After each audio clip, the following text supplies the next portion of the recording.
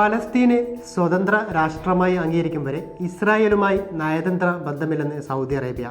പലസ്തീനികളുടെ ന്യായമായ അവകാശങ്ങൾ നേടിയെടുക്കുന്നതിൽ ഉറച്ചു നിൽക്കുന്നുവെന്ന് വിദേശകാര്യ മന്ത്രാലയത്തിന്റെ പ്രസ്താവനയിൽ പറയുന്നു.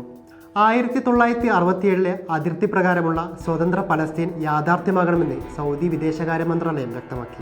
ഇസ്രായേൽ ബന്ധത്തെക്കുറിച്ച് അമേരിക്കയുമായി നടത്തിയ നിരവധി ചർച്ചകൾക്ക് ശേഷമാണ് സൗദി അറേബ്യയുടെ ശക്തമായ നിലപാട്. പലസ്തീൻ വിഷയത്തിൽ സൗദി അറേബ്യയുടെ നിലപാട് എല്ലായ്പ്പോഴും ഉറച്ചതാണെന്ന് വിദേശകാര്യ മന്ത്രാലയം പ്രസ്താവനയിൽ വ്യക്തമാക്കി. സഹോദരങ്ങളായ പലസ്തീൻ ജനത അവരുടെ നിയമാനുസൃതമായ അവകാശങ്ങൾ നേടിയെടുക്കേണ്ടതിന്റെ ആവശ്യകത വളരെ അധികമാണെന്ന് പ്രസ്താവനയിൽ പറയുന്നു.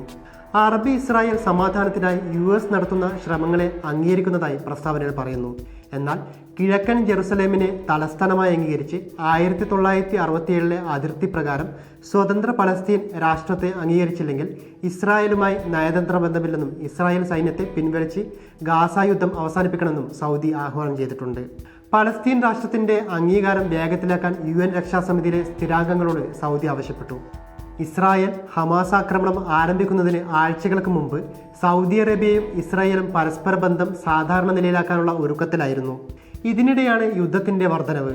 ഗാസയിൽ യുദ്ധം ആരംഭിച്ചതോടെ സൗദി കരാർ താൽക്കാലികമായി മരവിപ്പിക്കുകയായിരുന്നു. US-മായുള്ള പ്രതിരോധ ഉടമ്പടിക്ക് പകരമായി സൗദി അറേബ്യ ഇസ്രായേലുമായുള്ള ഒരു കരാറിന് തയ്യാറെടുത്തിരുന്നു.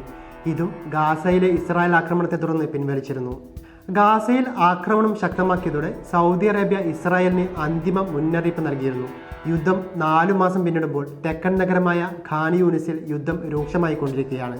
ഒക്ടോബർ 7 ശേഷം ഇതുവരെ 27,555 പലസ്തീൻകാരാണ് കൊല്ലപ്പെട്ടത്. 226 ഇസ്രായേൽ സൈനികരും കൊല്ലപ്പെട്ടു. താൽക്കാലിക വെടിനിർത്തലിന് US മുൻകൈയെടുത്ത് തയ്യാറാക്കിയ കരാറിനോട് ഹമാസ് അനുകൂല പ്രതികരണം അറിയിച്ചിട്ടുണ്ട്. കരാർ സംബന്ധിച്ച കൂടുതൽ വിശദാംശങ്ങൾ പുറത്തുവിട്ടിട്ടില്ല. ഖത്തർ പ്രധാനമന്ത്രി ജാസിം അൽ താനിയാണ് ഹമാസ് അനുകൂല പ്രതികരണം സ്വീകരിച്ചതായി അറിയിച്ചത്.